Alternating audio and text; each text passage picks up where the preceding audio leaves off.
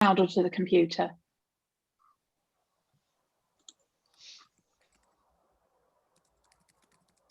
I won't press record, Michelle's saying, because the computer's being used for another meeting, so it won't go to my computer.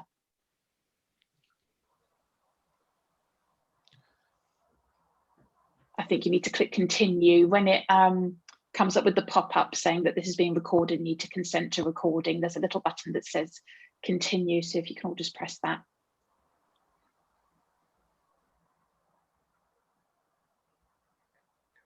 Okay, fine. Danny, did you want to say something? Yeah, Ed was just clarifying. So Michelle's just saying about letting people in and getting ready to start.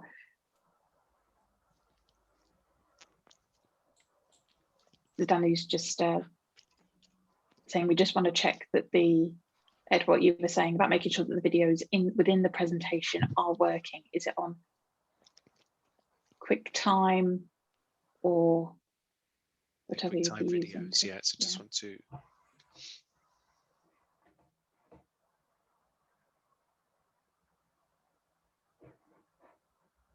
Danny, I'm just going to next time you're on my.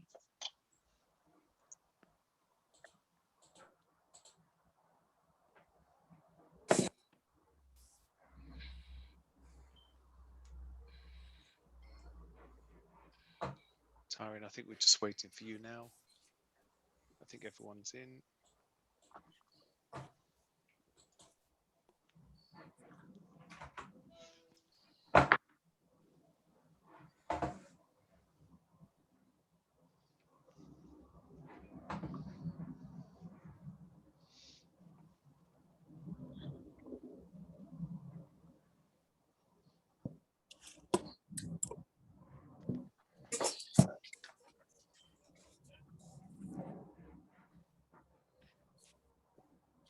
Okay, are we ready to start? Okay, lovely. So welcome everyone to our fertility choices session, so we can get a bit more information and clarity about what our options are, what's out there. If anything's, things may be unclear, there's a lot of terminology involved in this area. So really this is a perfect opportunity to get clarity on that information.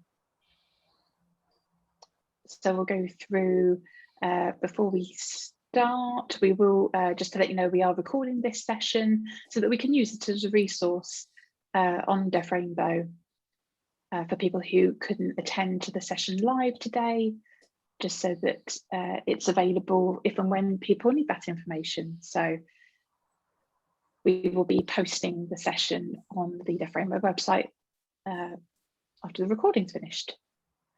For any questions, it'll be better to save those until the end, because we want to make sure that we stop the recording before we do the Q&A. We want to make sure that the interpreters are spotlighted properly through the recording so that we capture the right people, so that we'll do the Q&A at the end. And after we've finished the presentations bit, then we'll go into more how we'll do the Q&A. So we've got Dr. Edward Coates with us this evening from Oxford Fertility Clinic, who will be our first presenter today. So welcome, Edward. Thank you, and thanks for inviting me along to join you for this event. As you say, I'm a consultant up in Oxford, and I've been working in fertility for about 10 years. We're going to try and give you as much information as we can in the time that we have. There's obviously lots of different treatments which we'll need to explore when we look at the options available to people in the LGBT community, and how they apply to you, but also, as I say, with any patient looking to go down the journey of fertility treatment, looking to try and work out what's the optimal treatment, because that is ultimately the most important thing with any patient who's struggling with fertility. Next slide, please.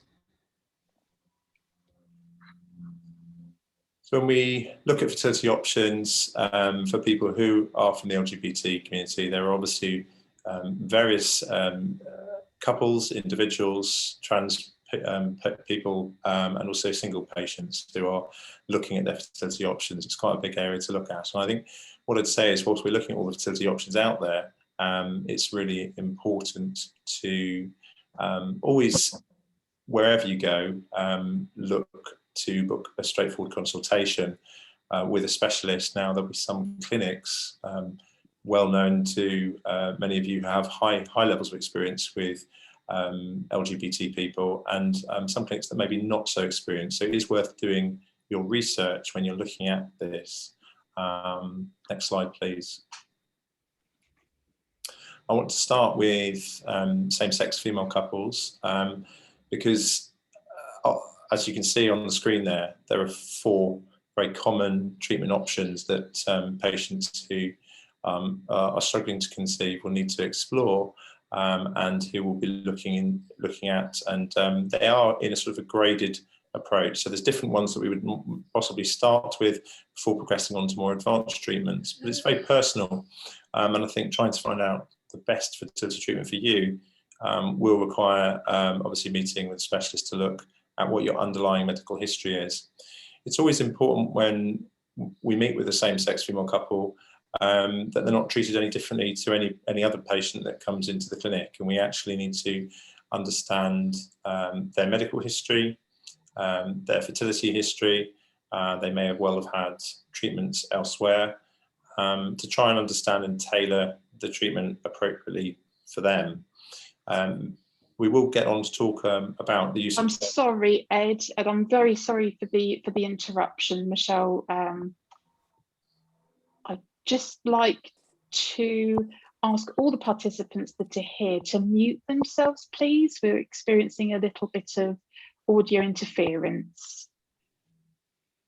So if everyone could please make sure that that everyone's muted so that we can only hear Ed. Thank you very much.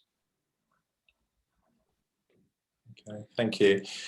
So anybody coming into clinic at the very outset will want to obviously know which of these is the right option for them. Sorry, Ed, I'm really sorry. Michelle's just checking that everyone's sorted and okay. Yeah, I think we just want to check. Does everything sound okay? Has everyone got the sound off? Great. Okay. Sorry, Ed. Apologies for the interruption. Please go ahead.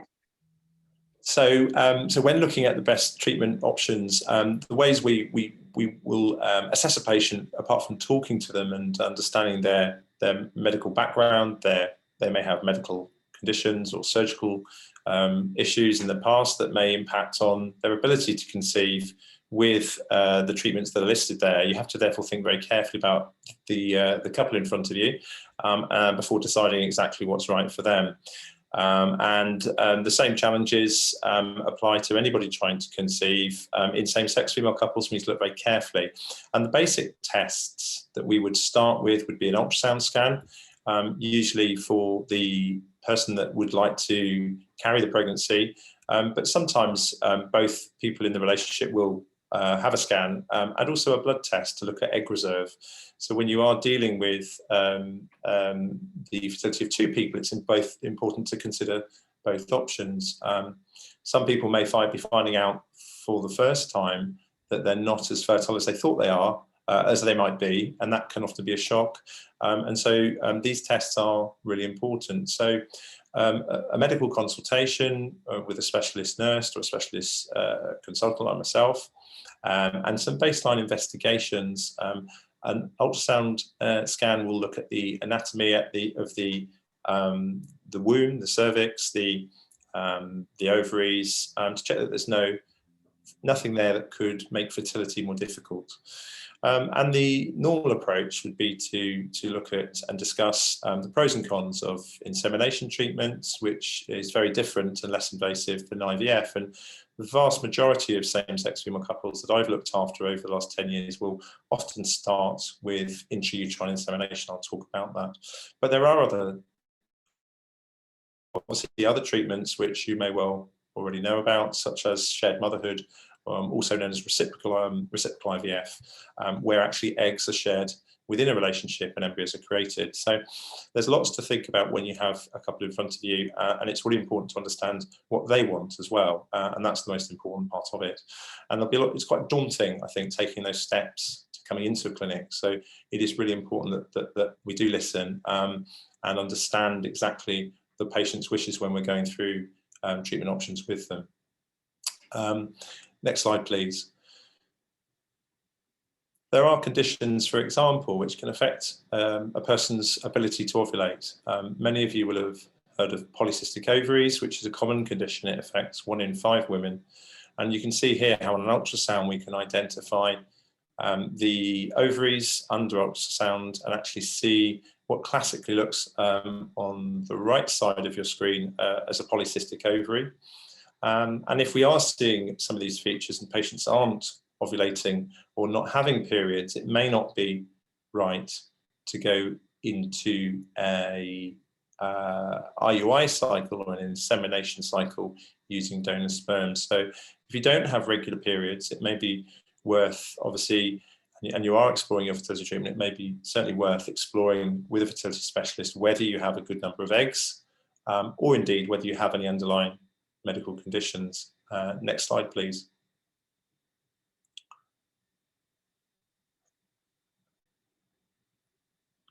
I've got captions. I've got a settings bar over the screen. I don't know if everyone else can see that. Can we remove that? Thanks. Okay. Insemination treatment does rely on the eggs being released from the ovaries and insemination of donor sperm. And for that reason, you need the fallopian tubes to work. So what you can see here, if we can play this clip to the right side of the screen, there's a video here of a test to check your tubes. This is an X-ray taken of dye being injected inside the womb, and this is just one way. Is everything okay? I'm seeing a message from Sophie Smith.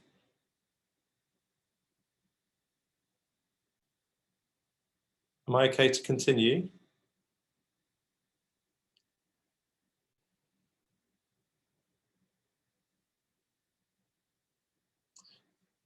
Are you able to play the video?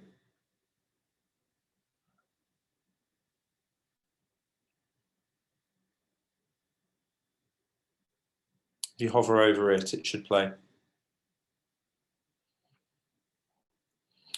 So this is an X-ray being taken off the pelvis and dye being injected into the womb, and then radio-opaque dye showing us the tubes and the outline of the womb. And these tests don't have to be performed by X-ray.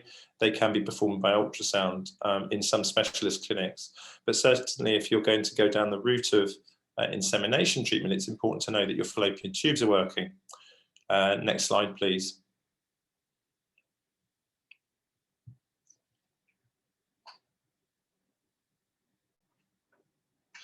Now, in insemination treatment, you would, in a same-sex female relationship, be looking at using donor sperm.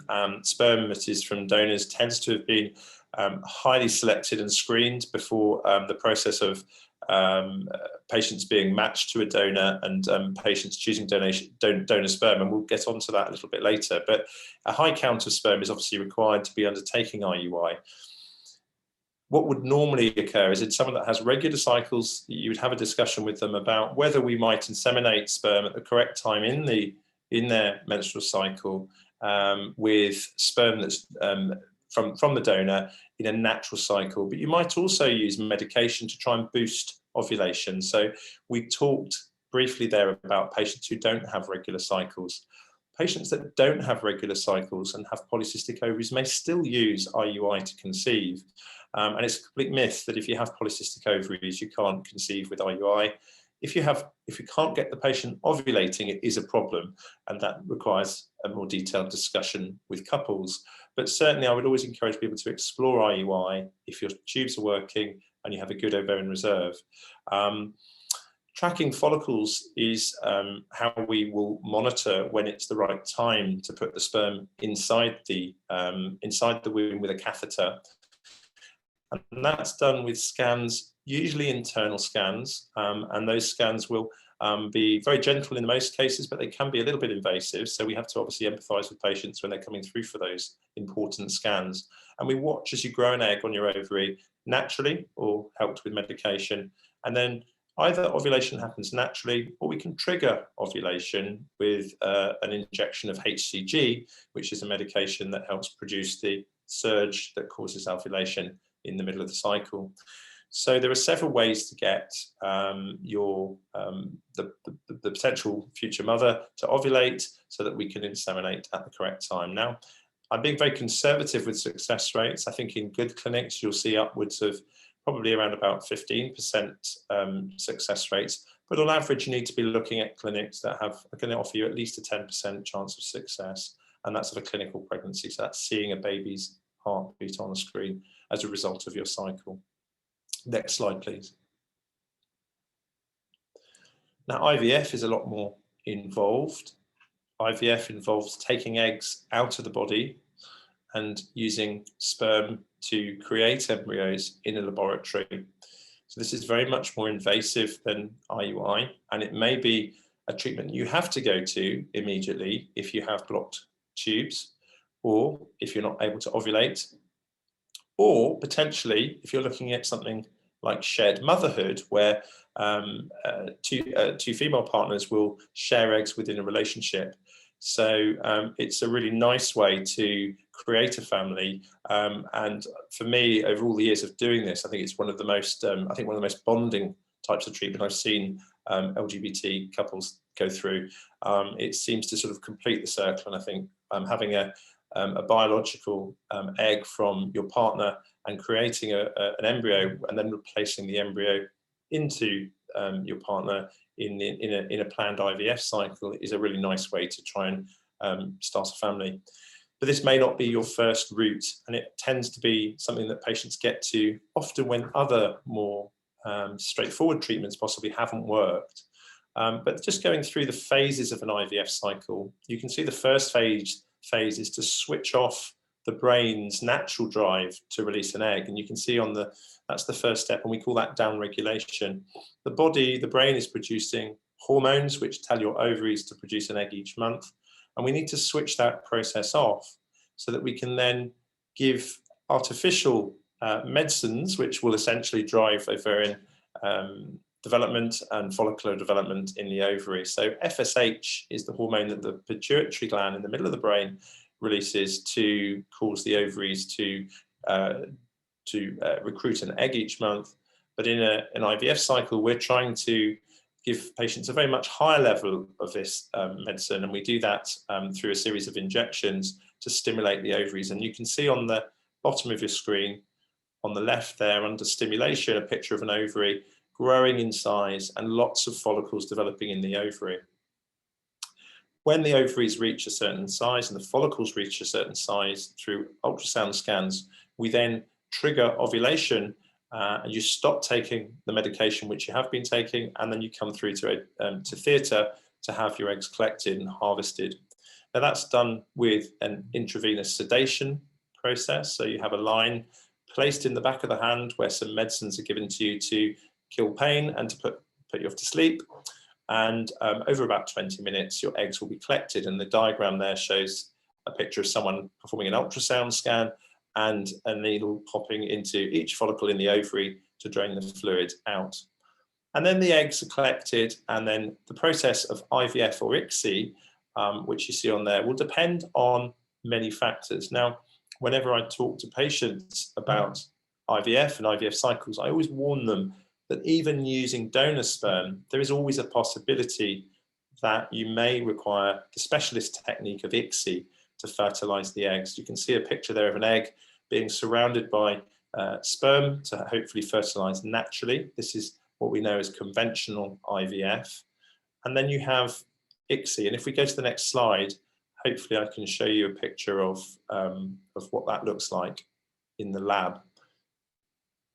Next slide, please. Well, before we get to that, I'm actually going to show you a video of egg collection. Apologies, I'd forgotten I'd put that there.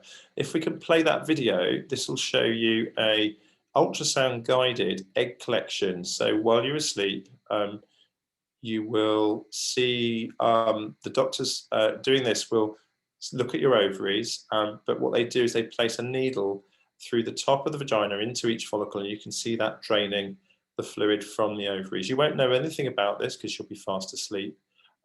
So most patients will wake up a little bit sore having had their eggs harvested. Next slide, please.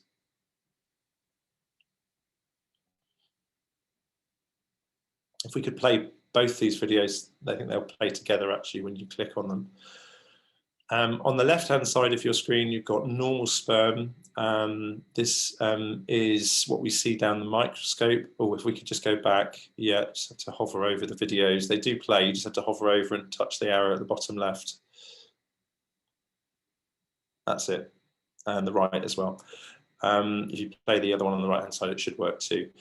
So this is normal sperm down the microscope, a highly motile sample. These are the sorts of sperm that we would definitely not do ICSI with because they're swimming really well, they're progressing well, and we have quite strict guidelines around when we would infuse, when we'll need to do ICSI or not. If we could play the ICSI video, please. Again, if you hover over the bottom left, it should play. That's it. Yeah, brilliant. Thank you. So ICSI is a technique where under very, very high definition, an egg is held on top of a micropipette, and the sperm is injected inside the cytoplasm of the egg under high magnification. So that's why it's called intracytoplasmic sperm injection, ICSI. And this is a technique which has changed the ability for couples to conceive. It sort of came around in the 90s, and it's just transformed the ability for people who have a problem with sperm to conceive. So you may require this, particularly getting on to not just same-sex female couples, but also looking at perhaps gay male couples who may be looking at surrogacy and using their own sperm. There may not be always completely normal sperm, so this technique may be relevant to you. Next slide, please. Now in the laboratory, if we could play the two videos again, on the left-hand side, we've got a picture of normal conventional IVF going on. This is a picture of an egg. And if we can just play that video, you can see there under high magnification, a sperm breaking through at the bottom of the screen into the egg, into the cytoplasm, or the jelly of the egg. And you'll begin to see two little circles appear. This is a normally fertilizing egg. And this is what we like to see when we do our fertilization checks. And this is around about 22 hours in, an egg will divide into a 2-cell embryo.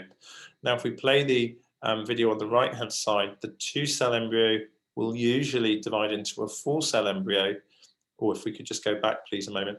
And then on the right-hand side of your screen, you'll see that this continues. So 2 cells, 4 cells, 8 cells, 16 cells, and then eventually we reach this picture, which is what's called a blastocyst, and blastocysts then begin to hatch out of the actual embryo, which you're seeing there. So this is all going on in the laboratory with your eggs and your donor sperm. If you're in a same-sex female relationship, if you're in a obviously going through surrogacy, you may be using straight donor eggs from a straight surrogate or host surrogacy. So we'll get on to talk a little bit about that as well.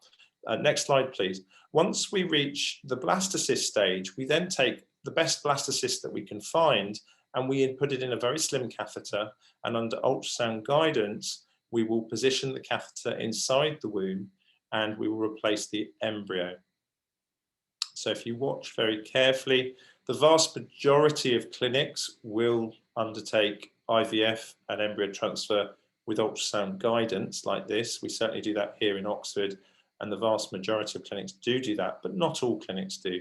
And you should see a small flash at the end of the catheter, which is the embryo being placed back where it should be, which is in the womb, to hopefully then go on and implant.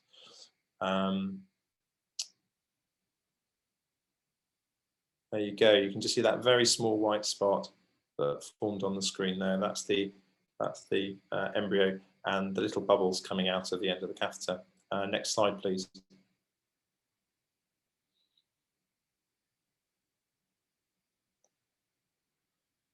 So looking at using sperm donors, like people, come in all different shapes and sizes. It's mandatory for patients to go through what we call implications counselling when looking at using donor sperm. The reasons for that are obviously the important implications to understand around the legal aspects of using sperm donors in the UK. So there is several steps that a couple will need to go through when looking and trying to get to the point of choosing their sperm donor. So the counselling stage is really important to talk about the important legal aspects of using sperm donation. Sperm donation in licensed UK clinics means that the sperm donor has no legal rights to the child. It is anonymous, but the details of the sperm donor will be registered and held with the HFEA, our regulator, and a child born as a result of the donor gametes in an IVF cycle will be entitled to some information at the age of 16, and then at the age of 18 they'll be able to retrieve information about the sperm donor if they so wish. And so part of the counselling involves discussing those important decisions about how you may tell a child that information, and it's important to just have a plan and some agreed understanding on what the issues may be for you going forwards. Now, finding donors, some couples will want to use a known donor.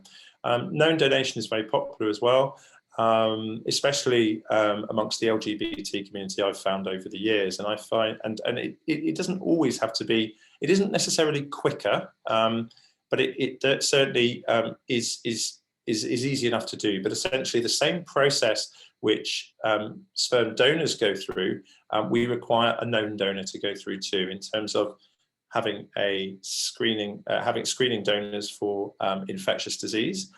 So all donors will be screened for HIV, hepatitis B, hepatitis C, syphilis, gonorrhea, chlamydia. And that would be the case whether you're using a known donor or an anonymous donor. And those patients that are anonymous donors will have already been through the process. So it can be a little faster, in fact. If you're using a known donor, known donors require a period of quarantine between their samples being given and then checking that they don't have any at-risk infections that you may contract during the process. And so that requires an extra delay there. So sometimes known donation takes a bit longer, but it depends on your preference. And I would always encourage you to go with what you feel happiest with. I'm not going to get too into the different donor clinics out there. There are many out there. It's very commercial. There are many in the UK. We have partnerships here.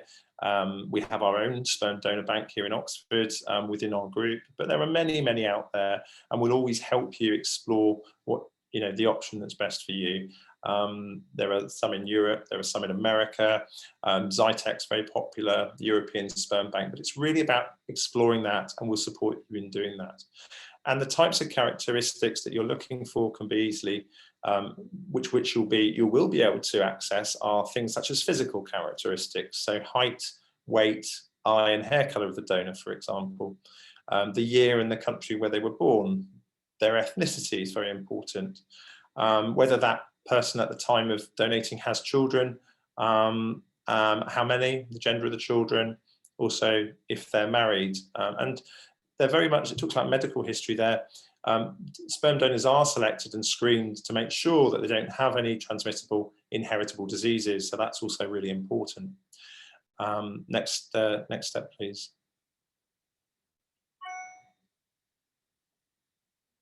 Next slide, please. So whilst licensed clinics might seem like a more expensive option than doing private donation, you are more protected. The HFEA regulates everything. It's much safer. You have a much clearer legal position as well. Sperm donors through licensed clinics are only allowed to create a maximum of 10 families, excluding their own. So that's also important. Unregulated sperm donation obviously is very popular, and of course it will, because of people's socioeconomics, they may not be able to afford insemination treatments and IVF because it can be expensive, and we'll talk about that at the end. But it's very important to just remember that you are protected much more. Sperm donors are not legal parents and do not have legal rights or responsibilities to the child. So it's a very much more protected, safer way to proceed. But there are, of course, patients and people and couples and individuals that will go through private donation. It's not regulated, so it is a slightly more risky decision for you in terms of screening and infection risk. Obviously, under UK law, the birth mother is the legal parent and they're responsible for the child. So if you have success using unregulated donation, you will be the birth mother.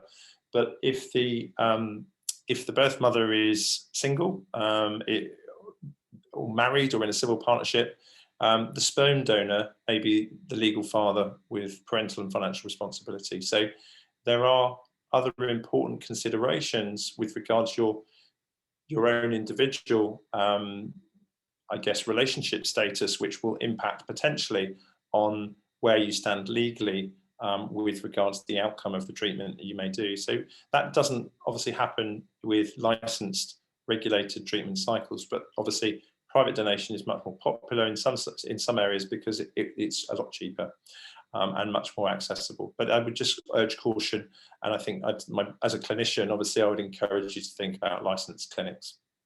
Next slide, please.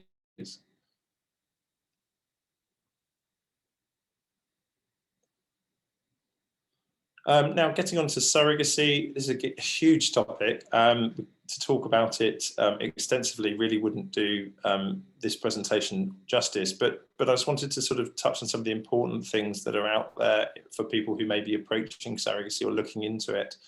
So there's two different types of surrogacy. So this, the most popular and probably the most common type of surrogacy, which we will undergo in the clinic, is when, it can apply to heterosexual couples as well as it can to male same-sex couples, and also people who are in trans relationships, trans people who have maybe in a same-sex male couple situation with somebody who may be cis-trans or trans male as a result of their treatment. They may be not in a position because of surgery, for example, to have to carry a pregnancy, and so they may want to explore surrogacy as well. It's a really big subject, and I think as a clinic we're not allowed to find patients surrogates. A surrogate is someone who will carry a baby for a couple. It's an incredibly wonderful gesture, and there are many people out there who will do it. There are some wonderful agencies out there, and I've listed a few, who will be able to guide you around the important areas there, and I've highlighted some of them just on the bottom of the screen, which we're going to go on to look at briefly. There are many legal implications around surrogacy. The most important thing, obviously, to say is how the law views surrogacy in the UK. It is entirely legal to do, but there is we can't as a clinic find you a surrogate, and the law doesn't allow. Unfortunately, what normally will happen is that surrogacy arrangements will have to be created. They have to be done separate from the clinic. And I think the strong advice I give all patients is to get their own independent legal advice around this area, because when couples are in relationships and undertaking surrogacy, legal parenthood is the biggest issue that has to be addressed. A lot of counselling support is required to make sure that patients who go on the journey of surrogacy are well supported throughout, and that's not always easy because it can take a very long time, very much longer than others more straightforward fertility treatments. But we see many surrogates come through Oxford, and we have a specific LGBT coordinator and a nurse that looks after our patients using donor sperm and donor eggs. Steph's great, and she really allows our patients to have really good support throughout this process, because the consenting process is more involved. But there's a few agencies there to look at as a starting point. I'd always encourage you to do that first. Next slide, please. What are the issues around surrogacy? Well, obviously in the eyes of the UK law, a surrogate that gives birth to a child, so the birth mother, is the legal parent. And so, and if they're married, so commonly surrogates may have had their own children. I'd say that's more common than not, but not always. a surrogate will, if she's married, her and her husband will be the legal parent in UK law of the child that's born. If the biological eggs have come from the intended parent, or indeed the donor sperm has come from the intended parents, they won't be necessarily the legal parent. Again, that depends on the status of the surrogate. If the surrogate isn't married, that as I said earlier, that will be different. So the intended parents, when the child is born, must within 6 months of the birth apply to become legal parents, and that's called applying through the courts for parental order. But it's really important in the lead up to this, following your research through these agencies, to seek independent legal advice, and drawing up surrogacy agreements is what you need to go through. And this is a clinics. I think because we aren't finding surrogates, we can point you in the direction of this side of things, but actually there are many agencies out there far better placed, as I said on the last page, to really give you the detailed advice about this. My surrogacy journey, for example, recently has just been it's just come to be put together by the two dads, and Francesca Stain, and I know Carol Gilling-Smith down on the South Coast is involved. It's a really great way to start looking at surrogacy options and how you need to approach surrogacy agreements. Unfortunately, surrogacy agreements aren't legally binding. They can't be enforced under UK law, and lawyers also can't be charging you for creating them, which is of interest. But they help you address all of the issues that might crop up, not just through your fertility treatment, but also in a pregnancy, and right up to the point of parental orders. But it's a really important thing, because if you don't go through the right steps, then unfortunately the only option is adoption if you haven't gone through the right steps in terms of becoming legal parents with the birth of the child. And that is a really intrusive and difficult step for a couple who will have been through already a very difficult journey. Obviously, there's law reforms going on at the moment, and I'm sure Laura is going to be better placed to talk about some of that.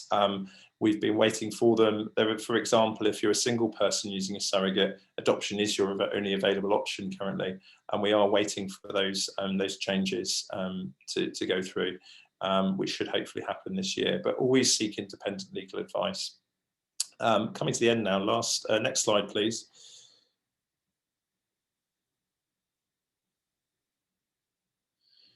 I've done a little bit here, I think, for trans men, looking at their treatment options. Primarily, we do a lot of cryopreservation treatment with people who are on their transitioning journey. I think it's really important to say, if you are a trans man who may not be that far into your journey, there is NHS funding for cryopreservation. The problem with the current system in the UK is that the journey to get to that point of being eligible for funding is quite long. There's almost a 3-year wait in the UK currently to be seen in a gender identity clinic, and that is required before funding is approved. But as for any patient, again, it's really important when approaching a trans patient to look at their full medical history and fully assess them. And that will be looking for trans men at their egg reserve, scanning them with an ultrasound, and that can be quite intrusive. And we understand that as well. So sometimes we can achieve that without external scans, for example, on the abdomen. And there'll be a lot of fear and anxiety for many trans patients coming into clinics. And that's why it's important to go somewhere that has a good history of being able to look after lots of patients from the LGBT community who are particularly trans patients, because not every clinic will have lots of experience of that. And also just assessing them as you would do anybody to make sure their medical history is appropriate to go through for treatment, because essentially you're going to take a series of medications which don't come with zero risk, so it's important to look at that. Most patients will look at egg freezing, but some people will also look at embryo freezing, and I think it's important to, when we consult with patients, to try and explore what their future plans might be. And that's where the consultation is really helpful, depending on what a trans man might be planning for the future in terms of a relationship. And for example, they may already be in a relationship with another trans man, but it might also be with a woman. And therefore, if there are eggs in the relationship, already, it may not be, it may be that they need donor sperm further down the line. So those discussions all have to happen very early on, and it's important to openly explore that with the couple or individual that comes through. We have counsellors available, specialist counsellors here to help and support our patients through these steps. And a lot of the consenting goes on online now, particularly in the virtual world. Looking at trans female patients for a second, if we could move to the next slide. I think the thing to say about the transitioning journey is it can be quite drawn out and quite long and quite hard for patients, because the results are not always easy, and we often sometimes see patients who've already started the medical transitioning process, and that may have happened either through private clinics or online. Patients may start taking estrogen ahead of this sort of the formal process maybe that goes on in the gender identity clinics because of the long waits. So we understand that, but I would encourage anyone that is on the transitioning pathway or thinking about their future to think about their future fertility, because we know that estrogen, for example, can damage the testes and it can affect sperm production, and it's always disheartening when we have to talk to trans female patients who are coming through to preserve sperm and actually explain to them that we haven't been able to find good quality sperm. Whilst there's good evidence that you can still take estrogen therapy and still have reasonable quality sperm, it's not 100% definite. So I think I'd always encourage you to explore your fertility first. Again, our LGBT nurse coordinator will be able to guide our trans patients about their treatment options and ensure that they have all the right tests and support going through to sperm freezing. And obviously accessing NHS funding it's important to explore that as well, because these treatments can be quite expensive. Next slide, please. Now we're coming on to the end. I've probably taken up too much time. I just want to touch on co-parenting. I've certainly over the years, I think, seen it more with LGBT people, and co-parenting is really, as it says at the top there, two people not in an enduring relationship, but they agree to raise a child together. Now, it may be that it's single people wanting to share parenthood with friends or a known donor. It can also be LGBT people not wanting to use a surrogate, and that's another area where people will often look at co-parenting as an option. Now, but we've also got to also remember with co-parents, we must never forget the full fertility assessment of a couple, an individual, because assuming fertility is it can trip you up.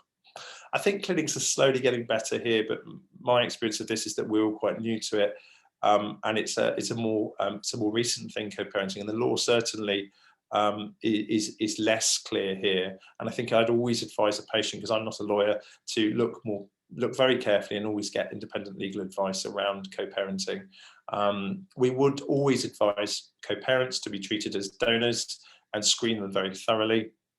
There's obviously plenty of counselling, and it's also about considering all your options again as co-parents. You don't instantly have to go for IVF.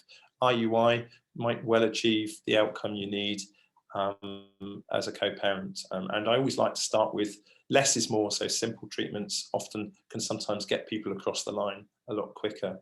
But often people coming to us will have drawn up co-parenting agreements, and also it's really important that those co-parents look at legal parenthood, depending on who's involved, because legally a child can only have two parents, but you can have extra parents involved with parental responsibility in the UK, and that's where that side of it comes in.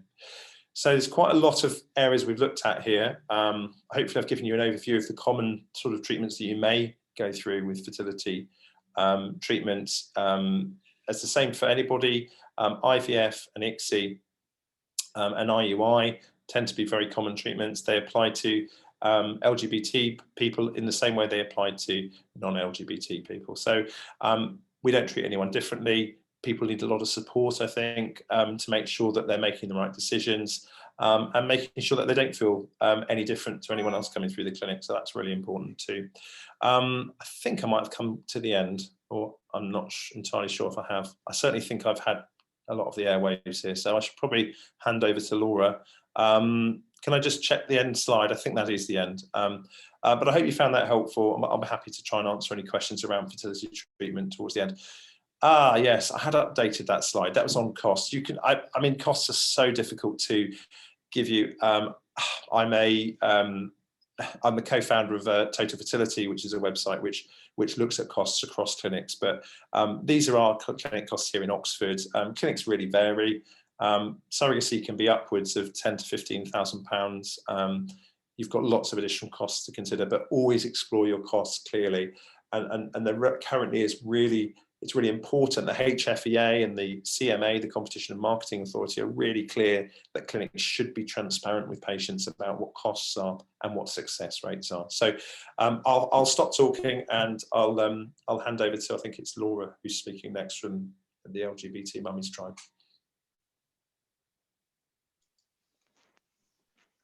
Thank you very much, Ed, and just a reminder to pin the correct interpreter to make sure that everyone can see the right interpreter, and also we've got captions available if anyone needs them, so please just click the closed caption button at the bottom if you'd like to see subtitles. So we will come to Q&A later. Thank you, Ed. There may be some questions. We will hand over to Laura Rose from LGBT Mummies Tribe. Thanks very much, Emily. If whoever's managing the slides can bring the slides up, that would be great.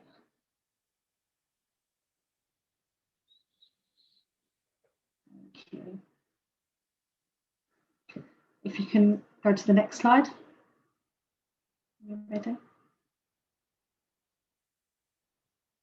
So my name's Laura Rose and I'm one of the founders of the LGBT Mummies Tribe, and it's an organisation that works to educate, share and celebrate LGBT+ women and people on the path to motherhood or parenthood. So this is just a little bit of an introduction on who we are. We are also partners of the Fertility Partnership, who are one of our clinic partners, preferred partners, and just talk about who we are, what we do and how we can support some of you on your journey. Next slide, please. So just a little bit about our journey and why we started the organisation. So my wife and I have been together 14 years, married 10, and we decided about a decade ago to start our journey down the path to motherhood. We are both she, her, both lesbians. So at the time there was no community to ask for advice or guidance, and we kind of just had to stumble through it really. So we looked at clinics. We found a London clinic, and we found a sperm bank in America called Zytec that Ed mentioned earlier, and we went for an open disclosure donor. Open disclosure means basically when the child reaches 16 they get limited information regarding the donor, and when they reach 18 they can find out who he is, and he can either decline contact or he can accept contact. So our donor actually accepts contact. If our children decide they want to speak to him or meet him, in fact, he is happy to do so. We felt that was really important to give our children that opportunity because it is their story, their journey, their experience. So we ordered at the time 7 vials and then another 7 vials, which is financially crippling, as many people will understand when they start their path to parenthood, but we did what we could and we saved. So we chose a donor who was based on physical, emotional and personality traits. So one that had similar colouring to my wife, but who also had personality traits of both of us, which we found was really important. So one that was like musical, a bit like me, theatrical, because I had that background from when I was younger, and one that was sporty like my wife, and one that had really good family values, etc. And you get a lot of information with the worldwide banks, which is really great. Baby images, adult images, etc. And that was really important for us, that we had in-depth detail about genetic testing, his immediate family, his extended family, how they died, all the way down to what cancers they had, etc. It was really important we had as much information as possible. So our first child, my wife carried, so she's the biological mother or parent, and we chose to go down the route of IUI. She did have PCOS quite severe and was told that she would never have children by the NHS at a young age. However, after testing at our clinic, they said it was fine, she would get pregnant, but it may take some time. and we had 3 rounds of IUI, some medicated with tablets, Clomid, some with injections, that failed. On the 4th, she got pregnant, and sadly we miscarried and lost the baby at the end of the first trimester. And then we got our positive on our 5th cycle, and we had our daughter. It's the picture on the right hand side at the top. So that was absolutely amazing. We then decided a few years later to go down the route of IUI again with myself carrying, and I appeared relatively fertile and was really fortunate that I fell pregnant 2nd time, natural cycle, IUI, no medication other than a trigger shot to release the egg, which was amazing. And then just before the pandemic hit, we decided to start our family, create our family bigger, start again, and I had 3 attempts of IUI, which failed, it was a bit shocked. So we went for further testing to find out that I had secondary infertility. So I had a severe diminished ovarian reserve, which is my egg reserve, how many eggs you have, and they had diminished by half at the age of 33. So something like Ed said, I'd always stress to really go and get your fertility checked out, because it doesn't matter what age you are, it can affect you at any given point. So then we moved to IVF, lockdown hit, so our treatment was cancelled. And then when our clinic opened again, I had a round of IVF where they collected the eggs, transferred them, and it failed again, which we just weren't prepared for emotionally, psychologically. And then we went for frozen transfer, made a few changes, added acupuncture in, an endometrial scratch, which was a procedure that could have helped. And I'm currently 38 weeks pregnant, about to drop, with our 3rd child. And we're really, really fortunate, and we really understand how lucky we are.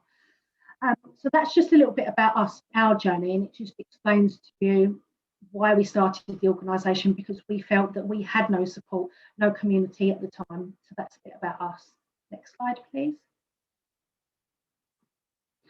So we started the organisation to educate, share and celebrate LGBT+ women and people on the path to motherhood or parenthood, because that was our lived experience. So we provide support groups, information, guidance, and connect you to organisations like the Fertility Partnership, like people like Ed, that can support you on your journey, sperm banks. And we also work with charitable organisations like Tommy's, the Miscarriage Association, Ectopic Pregnancy Trust, all these organisations that can support you on your journey, or if you're having a difficult time, and they can provide further medical and professional assistance that obviously we cannot. We are really passionate about making change for LGBT+ families, and we're currently in talks with the government. We work directly with the NHS as part of their maternity transformation programme for better births. And we work with other organisations like the Royal College of Midwives, Royal College of Obstetricians and Gynecologists, and other governing bodies to create real positive policy change for LGBT+ people and their families. Next slide, please.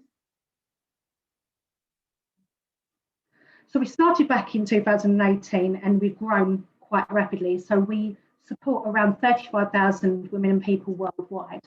And it's whether it's our social channels, whether you need support in our private support groups, which are online through Instagram or Facebook, whether you need support over message, email, however you need that support, we are there to give you the guidance and connect you on your path to parenthood. We also hold UK meets where people can come together to meet other families, and we work with organisations like the Fertility Partnership who actually understand, educate themselves and get how to support the LGBT+ community in a better way, and they want to improve the support for us. Next slide, please. Oh, if you can go back. And back again, sorry. I think there was a few missed. That way.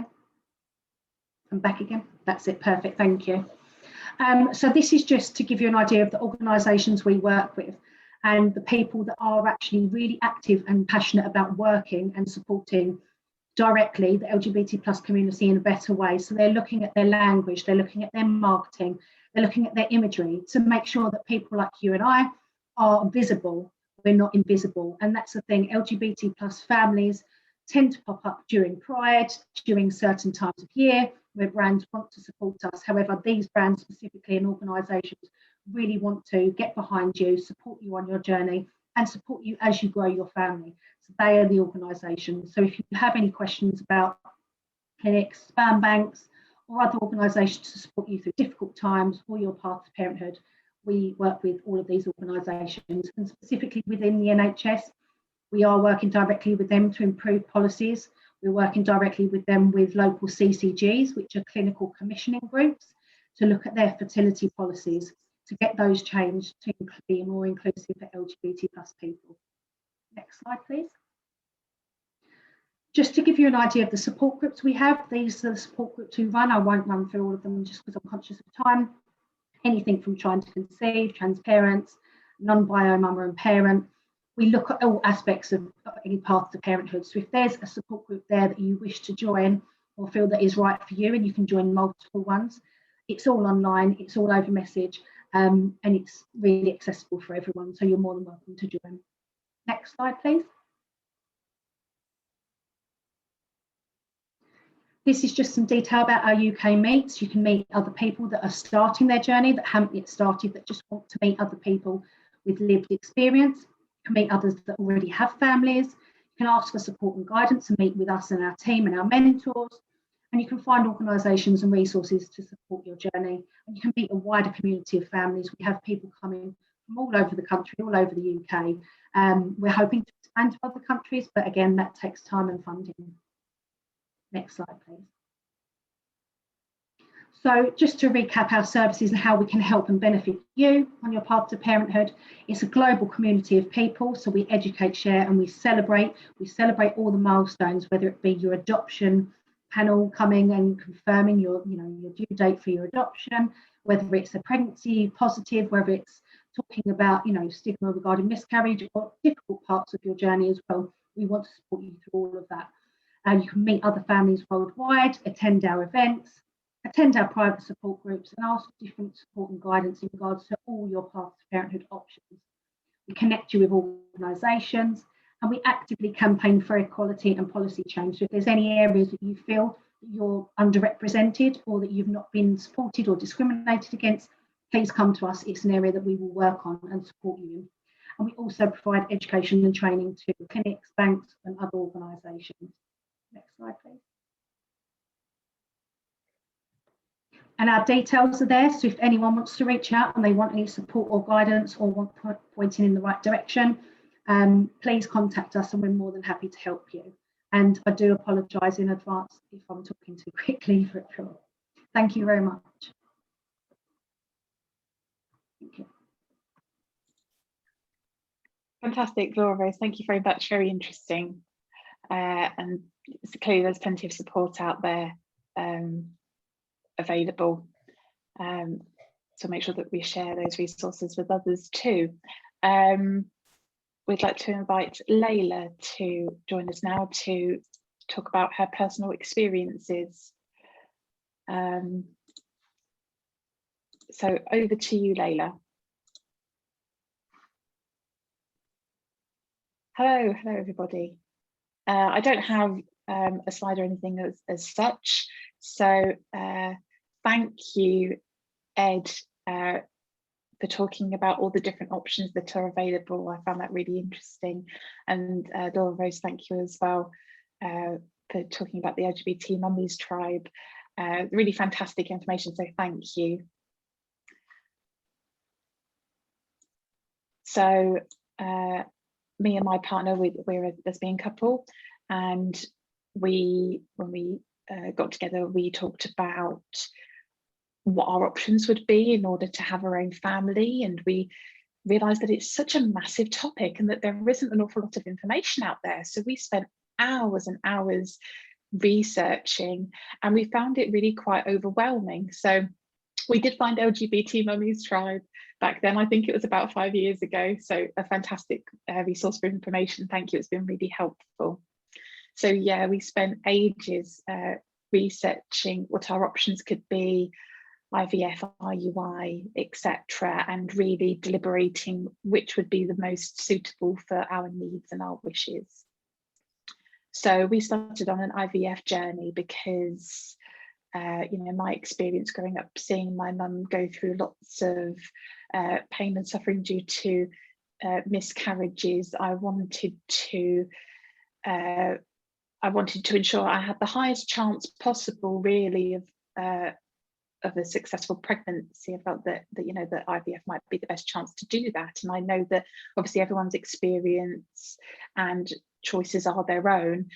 This is just what I felt like would work for us. However, the big barricade in the way was the cost, it being thousands and thousands of pounds for this journey. So we really looked at each other and thought, how on earth can we afford this? And we started saving in order to start this journey. And then we were looking at an egg sharing scheme, and we wondered what that might entail. So we had to look into that as well, and if that would potentially help us on our journey, and if we could provide an egg donation to someone else, and if that could support us financially with our journey as well. So that's something that we considered too.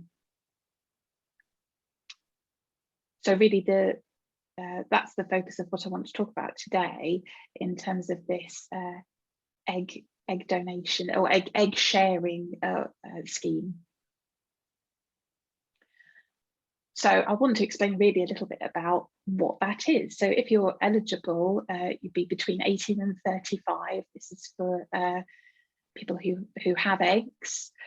Really, they collect the eggs and then provide them to people who maybe are struggling to become pregnant themselves. Maybe their egg count isn't quite high enough, or any other number of reasons why pregnancy wouldn't be possible with their own eggs. So we decided that we would want to provide eggs via the egg sharing scheme in order to help pay for the cost of our IVF, and also help another family in the process.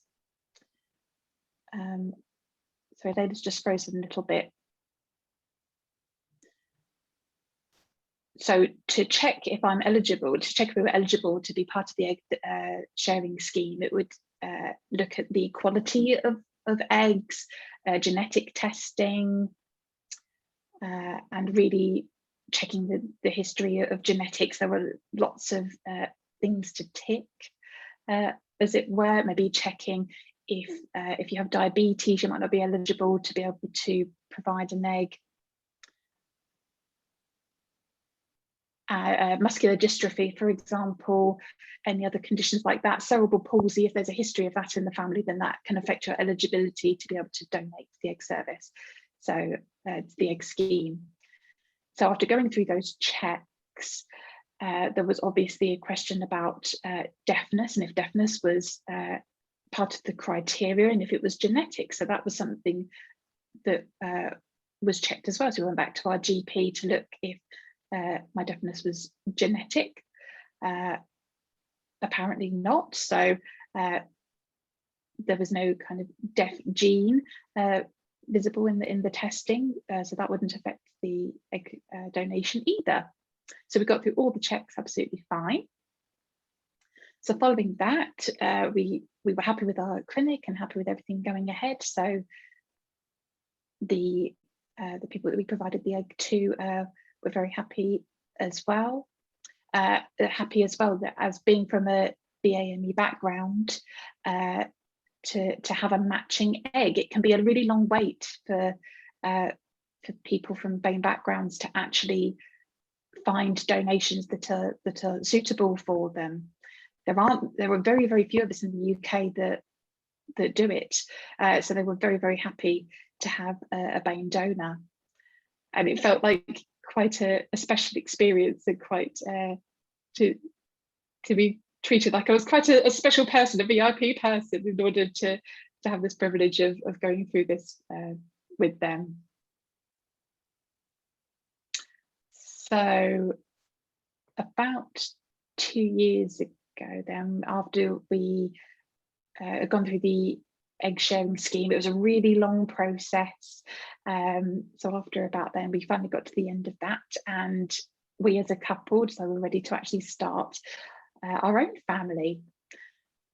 So we informed the clinic, and we went through the information required about, you know, being ready to start a family.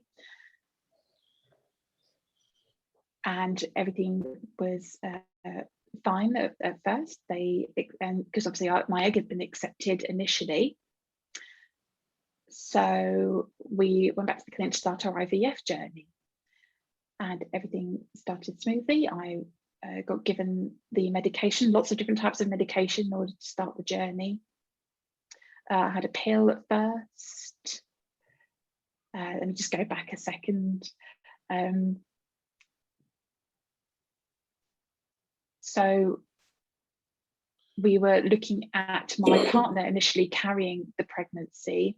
As Ed mentioned before about shared motherhood, so, or reciprocal IVF, as it's otherwise known, so that my egg would be implanted in my partner to carry the child, along with the other egg that I donated to another family. So yeah, that's fine. Just checking the interpreters are okay. Yeah, still following you. That's fine. I know there's a lot of information, so that's fine. That's fine. So, okay, going back to the process, how that would work. So it would require stimulation. My partner would require what's known as a stimulation to ensure that her body was ready for pregnancy. So, looking at how my eggs were collected, I think this was in about the October, and obviously I had to stay at home. This was kind of during a coronavirus time as well, so lots of people were staying at home, obviously anyway. Had to stay at home to make sure that I was safe enough to be able to go to the clinic to have my eggs collected. So for that process, I had to be injected with hormones to stimulate egg production, to make sure that I had enough eggs available to be able to donate to the egg sharing scheme, and in order to ensure that my partner would be able to be part of the IVF cycle.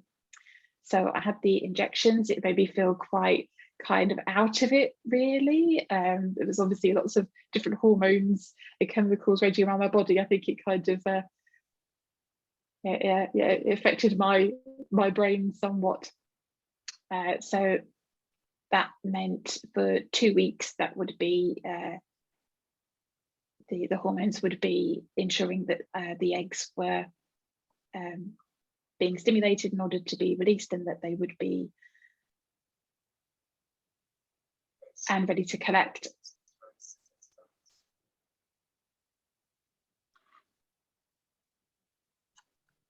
So then we'd have to go back every 3 days to check to make sure that the eggs were ready to collect.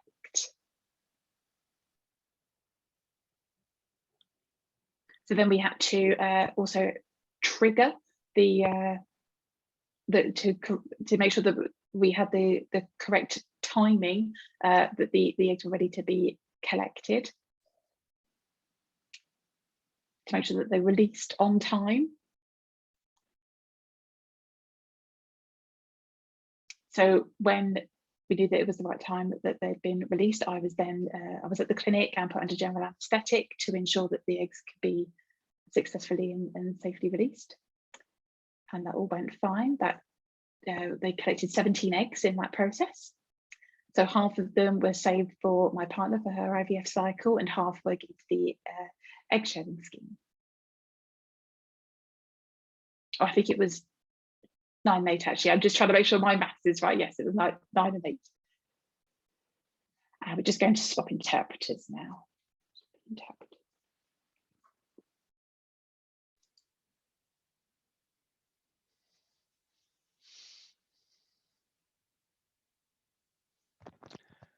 One egg wasn't mature, so that wasn't ready, so that was reduced. So there was 8 after that.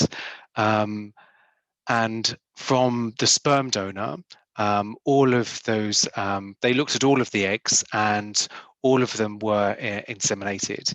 And at the end of the day, 5 were successful. So we were quite lucky we do feel really lucky actually that happened. All of the eggs were healthy, so we had plenty of options, and we were quite taken aback by that. And we thought, wow, that's 8 eggs, and then sort of, the 5 successful ones. We decided which ones to pick, so that was picked, and then sort of that egg was then sort of implanted into my partner.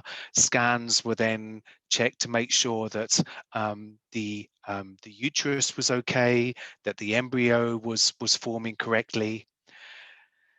When we left the clinic after that first time, it was a weird feeling after having all the injections, the medication, and everything else. You know, the whole process was fairly quick, really. We was just in there and gone. We just felt really lucky. We felt quite amazed that we could actually go home and this was it. And we thought, well, okay, then we just have to kind of cross our fingers and hope for the best for the next 2 weeks. We were like sitting ducks waiting for something to happen. Every day felt like a really long day. And then my partner said she started to feel a bit strange. She started to feel that she was having cramps. And we thought, okay, maybe the pregnancy is successful. We were then asked to go back for some blood tests to confirm whether she was pregnant or not. We went back to the clinic, and they told us that we were pregnant, and that was confirmed. And she's 32 weeks pregnant now, and she's due on July the 19th. So we're both really, really excited. It's been an incredible journey. So much has happened over this journey. But what I would like to say is that the egg sharing scheme, I think the total cost to us was about £1,500 altogether. For the drugs, for the medication, for the various scans that we needed. But I didn't pay so much because I was sharing my eggs. So my eggs were donated in that scheme. And there are a number of clinics around the country that encourage women like me to donate their eggs under schemes like this. It's kind of an initiative that's taking place. I'm sorry, I couldn't spell initiative, but yeah, but that's what I meant. So you can donate your eggs on schemes like this. I think it's a really good way if you really want to help other people, and also to be mindful of cost too. It's not suitable for everybody, and it is down to preference and personal choice. But also, I also know that in the future, I may be contacted by a child to say, oh, you're my kind of biological mother, so to speak. Some people may not want that. And so for me, I'm okay with that. But we as a couple felt it was the right choice for us. When we have another child in the future, we may go down a different route. But hopefully we need to save a bit more money before we get to that next child. So I hope you've enjoyed listening today, and please feel free to ask me any questions. And thank you for watching and listening. Thank you, Lila. That's really, really interesting. I'm just going to stop recording now. So I'm going to